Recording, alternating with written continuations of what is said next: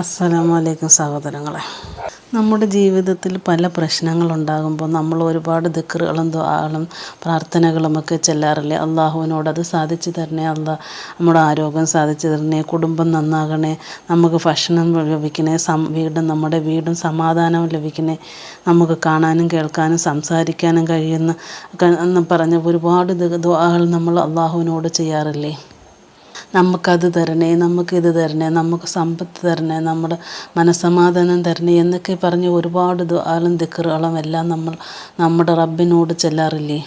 നമുക്കൊരുപാട് അനുഗ്രഹങ്ങളെല്ലാം അള്ളാഹു തന്നിട്ട് നമ്മൾ അള്ളാഹുവിനോട് എന്തെങ്കിലും അള്ളാഹുവിനോട് നന്ദി രേഖപ്പെടുത്താറുണ്ടോ? നമ്മൾ ചെയ്യാറുണ്ടോ? നമുക്ക് എന്തെല്ലാം നമ്മുടെ റബ്ബ് തരാറുണ്ട്. പണം, പ്രതാപം, പദവി ഇതെല്ലാം തന്നിട്ട് നമ്മളൊന്നും അള്ളാഹുവിനോട് നമ്മൾ ഒരിക്കലും ചിലപ്പോൾ നന്ദി പറയില്ല. നമ്മൾ കിട്ടാത്തതിന് വേണ്ടി മാത്രം അള്ളാഹുവിനോട് ദുആ ചെയ്യുകയും പ്രാർത്ഥിക്കുകയും ചെയ്യും. അതിന് അള്ളാഹുവിനോട് ദുആ ചെയ്യാനുള്ള ഒരു ദിക്റാണ് ഇന്ന് ഞാൻ പറയാൻ പോകുന്ന ഈ ചെറിയ ദിക്ർ തന്നെ. അള്ളാഹുവിനോട് നമ്മുടെ നന്ദിയും സ്നേഹവും സ്തുതിയും എത്ര മനോഹരമായാണ് ഉൾക്കൊള്ളിച്ചിരിക്കുന്നതെന്നറിയാമോ?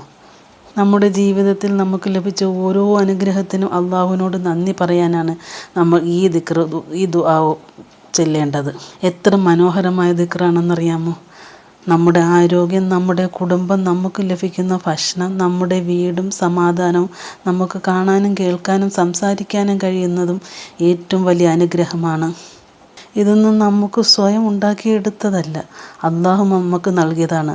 അതുകൊണ്ട് ഒരു വിശ്വാസി എപ്പോഴും അൽഹംദുലില്ലാഹ് ഉണ്ടായിരിക്കേണ്ടതാണ്. അള്ളാഹുവിൻ്റെ അനുഗ്രഹങ്ങൾ നമുക്ക് എണ്ണി തീർക്കാൻ കഴിയില്ല. അതുകൊണ്ട് അള്ളാഹുവിനെ ധാരാളമായി സ്തുതിക്കേണ്ടതുമാണ് നമ്മൾ. വെറും നമ്മുടെ നാവ് കൊണ്ട് പറയുകയല്ല ചെയ്യുന്നത്, നമ്മുടെ ഹൃദയത്തിൽ തട്ടി, നമ്മുടെ മനസ്സിൽ തട്ടി നന്ദിയോടെ അള്ളാഹുവിനോട് സ്തുതിക്കണം. ഏതാണ് ആ ദിക്ർ? ഏതാണ് ദുആ?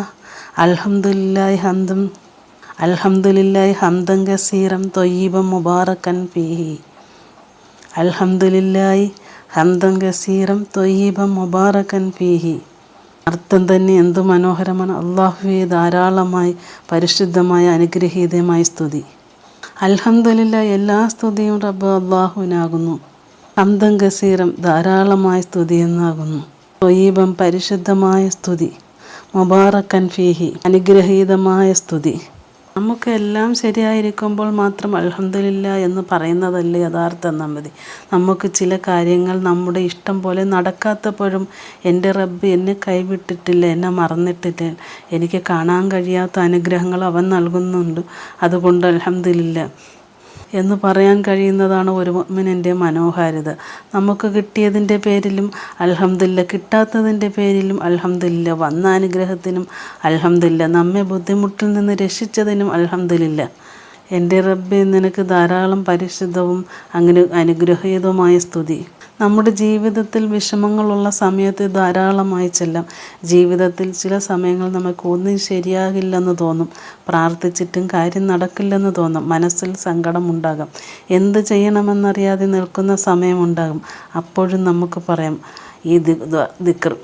എല്ലാം ശരിയായത് കൊണ്ട് മാത്രമല്ല, എന്നെ റബ്ബെ കൈവിട്ടിട്ടില്ല എന്ന വിശ്വാസത്തോടെ സന്തോഷം വന്നാലും അൽഹംദുലില്ലാഹ്, അനുഗ്രഹം ലഭിച്ചാലും അൽഹംദുലില്ലാഹ്, ഒരു ബുദ്ധിമുട്ടിൽ നിന്ന് രക്ഷപ്പെട്ടാലും അൽഹംദുലില്ലാഹ്, നമ്മുടെ കാര്യങ്ങൾ നമ്മുടെ ഇഷ്ടം പോലെ നടക്കാത്തപ്പോഴും അൽഹംദുലില്ലാഹ്. കാരണം നമ്മുടെ റബ്ബ് നമ്മളെക്കാൾ നന്നായി നമ്മുടെ അവസ്ഥ അറിയുന്നവരാണ്.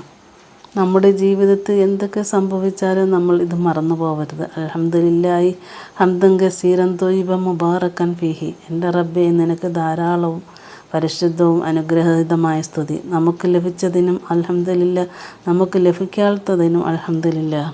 നമ്മുടെ കണ്ണുകൾ കൊണ്ട് കാണാത്ത എത്രയോ അനുഗ്രഹങ്ങൾ നീ നൽകിയിട്ടുണ്ട് റബ്ബേ. അൽഹംദുലില്ലാഹ്, അൽഹംദുലില്ലാഹി റബ്ബിൽ ആലമീൻ, ആമീൻ. ഈ ദിക്ർ ചൊല്ലി നമ്മൾക്കുണ്ടാകുന്ന പലതരം പരീക്ഷണങ്ങളിൽ നിന്നും വിഷമങ്ങളിൽ നിന്നും അള്ളാഹു നമ്മെ നീക്കിക്കളയും. അള്ളാഹുവിനെ ധാരാളമായി സ്തുതിക്കുക.